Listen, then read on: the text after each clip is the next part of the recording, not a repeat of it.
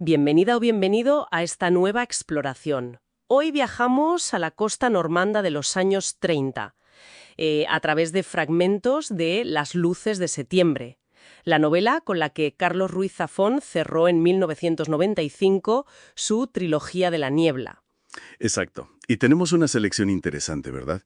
Notas del propio Zafón, la sinopsis y momentos clave de la trama, desde ese comienzo misterioso hasta el clímax, bueno, un clímax ardiente y un epílogo bastante melancólico. Es una obra que, bueno, aunque tiene la etiqueta de juvenil, Zafón siempre decía que era para jóvenes de espíritu.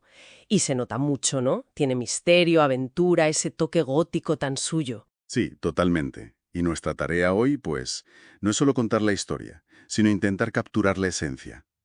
Queremos entender qué hilos mueven a estos personajes, qué atmósfera crea Zafón, y qué enigmas y temas resuenan aquí. Hablaremos de secretos, inventos maravillosos y aterradores también, y de sombras. Sombras que son mucho más que ausencia de luz. Pues empecemos por la perspectiva del propio autor. Zafón incluyó una nota interesante en ediciones posteriores, escrita casi una década después, donde reflexiona sobre la novela. Dice que la escribió en Los Ángeles entre el 94 y el 95, como un eco, decía, de El Príncipe de la Niebla. Sí, y es interesante esa autocrítica que hace. Reconoce que quizás tiene más de guión de cine que de novela puramente literaria. Algo lógico, claro, venía de trabajar en ese mundo. Y confiesa también, con bastante humor, que a veces los lectores recuerdan sus libros mejor que él mismo. Sí, eso es curioso. Y celebra tener, por fin, una edición digna y en condiciones de honradez. Eso, la verdad, sugiere que las anteriores quizás no lo fueron tanto. Menciona también que veía estas tres primeras novelas como un ciclo, casi como los libros que a él le hubiera gustado leer de adolescente. Eso ya nos da una pista importante del tono, ¿no? Sin duda, establece ese marco de aventura, de misterio, de emociones intensas, muy propias de esa edad, sí, pero tratadas con una profundidad que al final atrae a cualquier lector, tenga la edad que tenga.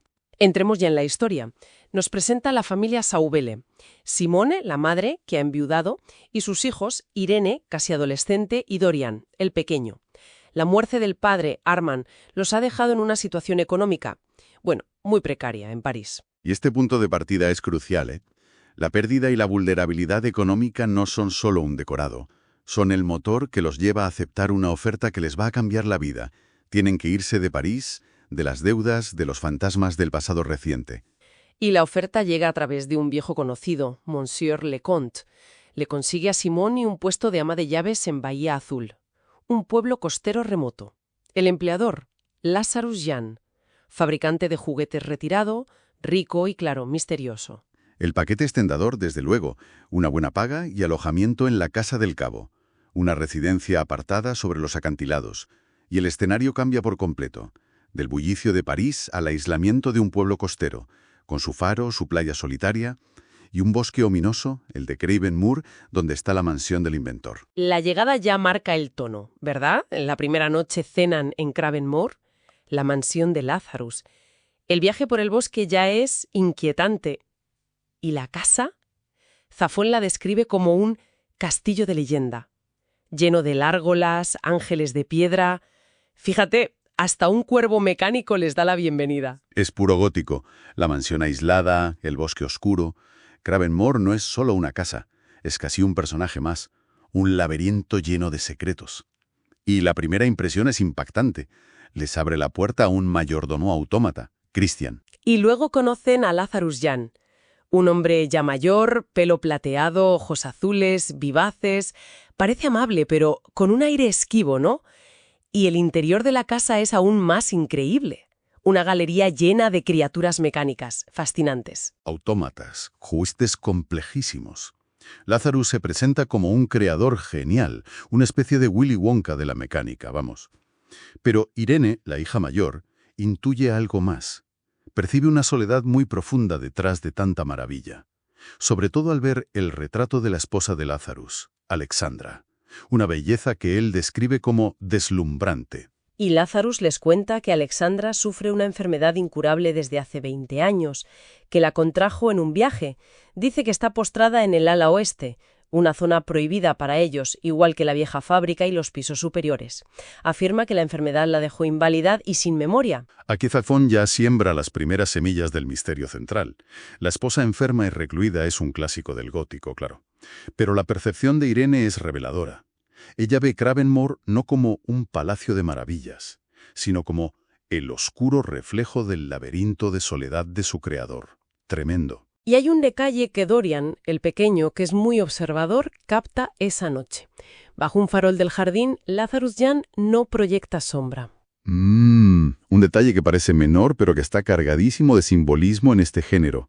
Insinúa desde muy pronto que Lazarus no es lo que parece, que hay algo sobrenatural o corrupto en él. La vida empieza entonces en Bahía Azul. Conocemos a Hannah, la joven cocinera de la mansión, descrita como pintoresca y dicharachera. Se hace muy amiga de Irene, es su confidente, y su conexión con los rumores y los secretos del pueblo. Sí, Bahía Azul funciona como un microcosmos cerrado, con sus propias leyendas, sus personajes. La panadería donde trabaja la madre de Hannah es como el centro de información local. Contrapone esa vida más comunitaria del pueblo con el aislamiento de Cravenmoor. Simone, mientras tanto, intenta adaptarse a su nuevo trabajo, y parte de él es gestionar la correspondencia de Lazarus, que es extrañísima. Reglas muy estrictas sobre cuándo abrir qué carta, y una orden muy clara. Cualquier paquete de Berlín firmado por un tal Daniel Hoffman debe entregárselo sin abrir, directamente. Y, por supuesto, Simone lo descubre quemando precisamente esas cartas. El misterio de Hoffman y esa conexión con Berlín se añade a la intriga que ya rodea a Lazarus. Claramente hay un pasado que quiere ocultar. Vamos. Mientras tanto, Irene conoce a Ismael, el primo de Hannah. Es un joven marinero, algo introvertido, pero la conexión entre ellos es instantánea. Él le enseña a navegar en su velero, el Kianeos, y le cuenta la leyenda local del faro. Una leyenda ligada a una mujer misteriosa que desapareció en el mar durante una tormenta, 20 años atrás. Aquí Zafón teje otro hilo, el romance adolescente, la belleza del mar y una nueva capa de misterio local que, bueno, ya intuimos que acabará conectándose con Cravenmoor. Pero el tono se oscurece, mucho. Una noche de tormenta, Hannah se aventura en una zona prohibida de Cravenmoor. Descubre una habitación infantil secreta. Y allí no hay juguetes, solo recortes de periódicos sobre un incendio, la desaparición de un tal Hoffman y la foto de un niño aterrorizado. Y lo más inquietante, encuentra un frasco de cristal negro, como de perfume. Al abrirlo, libera una masa de negrura, una sombra, que la persigue por la casa y el bosque. La descripción de esa persecución es puro Zafón. Terror atmosférico, tangible. Poco después encuentran a Hannah muerta cerca del bosque. La versión oficial, paro cardíaco. Pero el médico local anota en privado su sospecha. Hannah murió literalmente de miedo. Vio algo aterrador. La muerte de Hannah es un punto de inflexión total. El misterio deja de ser solo intrigante. Ahora es peligroso. La sombra ya no es una leyenda ni una sensación. Es una entidad letal. Y los protagonistas están ahora directamente amenazados. Ismael está destrozado, claro. Y no se cree la versión oficial. Roba el informe forense y junto a Irene empieza a sospechar. Sospechan que la muerte de Hannah está ligada a Cravenmoor y a esa sombra que ella liberó. Y es entonces cuando Ismael le confiesa algo a Irene. Hace tiempo, buceando cerca del lugar donde desapareció la mujer del faro, 20 años atrás, encontró un diario entre los restos de un bote. ¿Y ese diario? Bueno, se convierte en la llave maestra. Irene lo lee y descubre la historia de Alma Maltice. Habla de una sombra que la acosa en Cravenmoor, de su miedo creciente, de su amor por un él al que no nombra, pero siente que debe proteger. Los detalles son escalofriantes. La sombra destruyendo sus cosas, la sensación de estar atrapada. Describe su plan de encontrarse con él en el faro, la noche del baile de máscaras, justo antes de desaparecer. Y la firma. Primero las iniciales, AEAM, y al final el nombre completo, Alexandra Alma Maltice. ¡Boom! Ahí está. La conexión es total. Alexandra Jan, la esposa supuestamente enferma e inválida de Lazarus, es Alma Maltice, la mujer desaparecida del faro. La historia de la enfermedad era mentira. Todos los misterios empiezan a converger. La esposa, la desaparecida, la sombra, todo encaja. Mientras Irene y Ismael descubren esto, Lazarus intenta, acercarse a Simón. Le cuenta una historia supuestamente sobre un niño llamado Jean Neville, maltratado por su madre Anne, que lo culpaba por la muerte de su hermano gemelo Joseph. En la historia, Lazarus, o alguien como él, le regala un títere de ángel, que la madre destruye. Jean acaba desapareciendo tras ser olvidado en un sótano por su madre. Y Lazarus dice que por eso se hizo fabricante de juguetes, para compensar esa infancia perdida. Es una confesión velada, ¿no? Parece bastante obvio que está hablando de sí mismo usando otro nombre. Introduce temas clave: el trauma infantil, la culpa, el hermano gemelo muerto, la madre cruel. Y esa conexión temprana con los juguetes y los ángeles, que son un motivo recurrente en toda la obra. Y no es la única historia que cuenta. A Dorian le narra la del relojero Hermann Blocklin. Y un cliente misterioso, Andreas Corelli, un nombre que resuena, ¿verdad?, con el de Hofmannistre. Sí. Corelli le encarga un reloj que va hacia atrás. Al terminarlo, Blocklin envejece de golpe. Corelli le explica que ha ligado su alma al reloj. Ahora el reloj envejece por él. Pero claro, hay un precio terrible. Blocklin recupera su juventud, sí, pero su sombra, su doppelganger, se separa de él y empieza a cometer crímenes atroces. Al final, la propia sombra mata a Blocklin. Es una metáfora, casi directa de lo que sospechamos que le ocurre a Lazarus. Exacto. Introduce esa figura mefistofélica de Corelli Hoffman, que juega con el tiempo y las almas, y el concepto del doppelganger, la identidad dividida, la maldad que se externaliza. Y después de contarle esto, Lazarus le regala a Dorian un ángel mecánico de plata, para protegerlo de las sombras. Un regalo ambiguo como mínimo. Protección o vigilancia. Es que llegados a este punto, todo lo que hace Lazarus parece tener un doble filo. Sus creaciones son maravillosas, sí, pero también potencialmente monstruosas. Y esa monstruosidad se desata en el clímax que describen los fragmentos. Irene e Ismael deciden colarse en Cravenmoor durante el baile de máscaras del pueblo. Aprovechan que Lazarus sale a su paseo nocturno. Quieren buscar pruebas en la habitación donde Hannah liberó la sombra. Pero al entrar, la casa parece haber cobrado vida propia. Música de tío vivo, risas mecánicas. Es como un carnaval macabro. Ya no es solo un lugar, es una entidad hostil controlada por la sombra. Y son atacados, primero por Christian, el mayordomo autómata, que ahora lleva un cuchillo.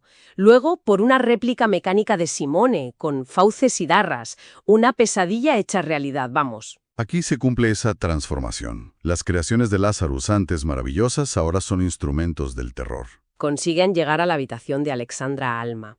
Encuentran el álbum de boda, Alexandra Alma Maltis y Lazarus, Joseph Jan.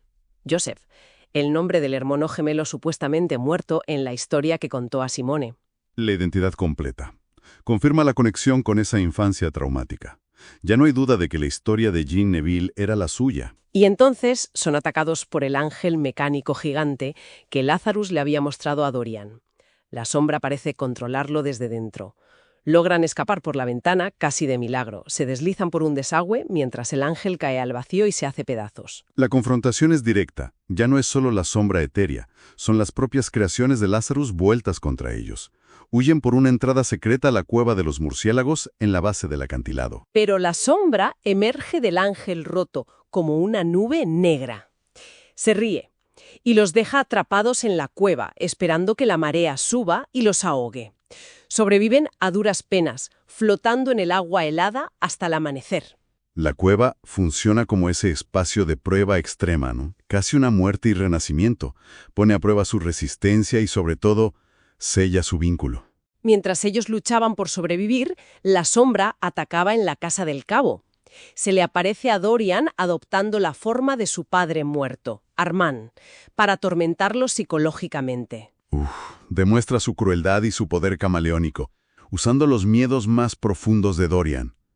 Y luego secuestra a Simone, que estaba inconsciente, probablemente drogada, y encierra a Dorian en el sótano. Simone despierta en la habitación infantil secreta de Cravenmoor. Ve el mural de recortes, las fotos, y ahora todo encaja. Daniel Hoffman, el incendio, la foto del niño Lazarus, reconoce su mirada, Alexandra Alma Maltise. Se enfrenta a Lazarus, que aparece llevando una máscara de porcelana blanca. Es el momento de la verdad. Aunque, bueno, filtrada por la máscara y, como descubriremos, por la influencia de la sombra. Y Lazarus, o la sombra a través de él, cuenta toda la historia. Su infancia real como Lazarus Jan, el encuentro en el sótano con Daniel Hoffman, esa figura diabólica, el pacto. Hoffman le daría un futuro brillante y capturaría su sombra en un frasco, a cambio de la lealtad absoluta de Lazarus, de su corazón. El clásico pacto fáustico, sí. Vender el alma, o en este caso la sombra y la lealtad, a cambio de poder y éxito. Pero claro, siempre hay una trampa, siempre. Fome exótico. Ella lo abrió accidentalmente y... Liberó a la sombra. Y todo se desmoronó. La sombra, como el doppelganger del cuento, empezó a atormentarlos. Lazarus intentó proteger a Alexandra confinándose en el faro, pero ella volvió. Y la sombra la atacó en el islote, dejándola aparentemente muerta. Pero aquí viene el giro más oscuro. Alexandra no murió. La sombra la dejó en un estado catatónico, sin vida, sin conciencia. Y Lazarus, incapaz de aceptar la pérdida, creó una réplica mecánica de ella. La mujer enferma en la cama era un autómata. Es terrible y profundamente triste, la verdad. Convierte a Lazarus en una figura aún más trágica. Atrapado por la culpa, la obsesión y su propia creación macabra, intentando preservar un recuerdo imposible. Lazarus confiesa que logró volver a encerrar a la sombra en el frasco, pero sus nuevos sentimientos por Simone despertaron a la entidad dormida, que manipuló a Hannah para que la liberara de nuevo, y en ese momento la sombra se manifiesta. Le quita la máscara a Lazarus, revelando solo oscuridad, y ataca a Simone. La sombra es, en efecto, el doppelganger, la encarnación de la parte oscura de Lazarus, alimentada por el pacto roto y la traición. Justo entonces, alertados por Dorian, que logró escapar e ir al pueblo por ayuda, Irene e Ismael regresan a Cravenmoor. La mansión está encendida como un carrusel fantasmal. Encuentran a Simone inconsciente donde la sombra la ha llevado. La sombra ataca de nuevo. Pero esta vez Lazarus interviene, protege a Simone. En un acto final, de redención quizás, o desesperación, se enfrenta a la sombra, agarra un candelabro y prende fuego a la habitación. Se inmola junto a la réplica mecánica de Alexandra. Y Cravenmoor arde por completo, se consume hasta los cimientos. Un final catártico y destructivo. Lazarus se sacrifica, sí, destruyendo a la sombra, o su manifestación física al menos, y reuniéndose simbólicamente con Alexandra en la muerte. Libera así a los Aubel de la maldición que él mismo había atraído. Los fragmentos terminan años después, en 1947. Irene escribe una carta a Ismael desde París. La Segunda Guerra Mundial los ha separado. Nos cuenta que Dorian sobrevivió, pero quedó herido, cojea, y que Simone sigue marcada por lo ocurrido, lógicamente. Es un cierre melancólico, sí. Sitúa la aventura juvenil en el contexto más amplio y duro de la historia real. Irene reflexiona sobre las sombras del mundo, la guerra, el odio, diciendo que son peores que las de Cravenmoor. Pero también hay esperanza en la carta. Expresa su deseo de reencontrarse con Ismael, recordando su sueño adolescente de envejecer juntos en Bahía Azul. La carta cierra el círculo de la trilogía de la niebla, con esa mezcla de nostalgia y la persistencia del primer amor. Y finalmente, una nota biográfica nos recuerda el éxito posterior de Zafón, con La sombra del viento y El ciclo del cementerio de los libros olvidados, que lo consagraría mundialmente. Y así concluimos este recorrido por los fragmentos de Las luces de septiembre. Hemos visto a una familia rota encontrar un nuevo comienzo lleno de peligros, a un inventor genial consumido por un pacto oscuro y a unas sombras que adoptan muchas, muchas formas. Hemos tocado temas universales, ¿eh? La pérdida, la soledad del creador, los secretos que envenenan el presente, la culpa que genera monstruos literales y figurados, la identidad fragmentada a través del doppelganger, y esa delgada línea entre la maravilla tecnológica y la pesadilla mecánica.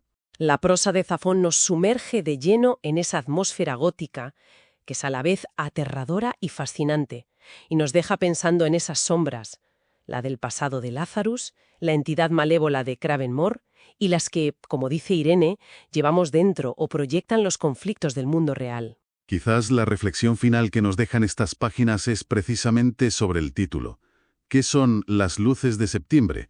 ¿Son la luz literal del faro guiando en la oscuridad? ¿Son el brillo efímero de la juventud y el primer amor antes de enfrentarse a la madurez? ¿O son, tal vez, las últimas chispas de un mundo de fantasía a punto de ser devorado por la realidad y sus propias sombras? Zafón nos deja esa pregunta flotando en el aire, con su característico sabor agridulce.